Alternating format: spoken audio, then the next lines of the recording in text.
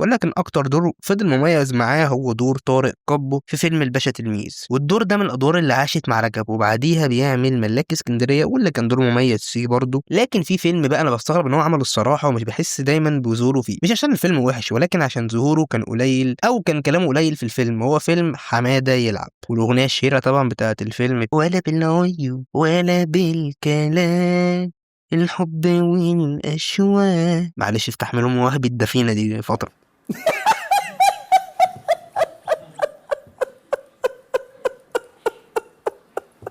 وبعديها بسنة بينزل أول بطولة مطلقة ليه وهو فيلم تمن دستة أشرار، الفيلم اللي نجح جدا ساعة لما نزل ودور مايو. ومن هنا بدأ مسيرة محمد رجب النجم الأول، وبيعمل بعديها أكتر فيلم أنا بحبه وهو فيلم كلاشينكوف. الفيلم ده أداء رجب التمثيلي فيه كان في قمة العظمة، ودور طاهر أبو دقة العبقري. أنا بعشق الفيلم ده وليه معايا ذكريات كتير، وطبعا أغنية الأستاذ آدم تاني.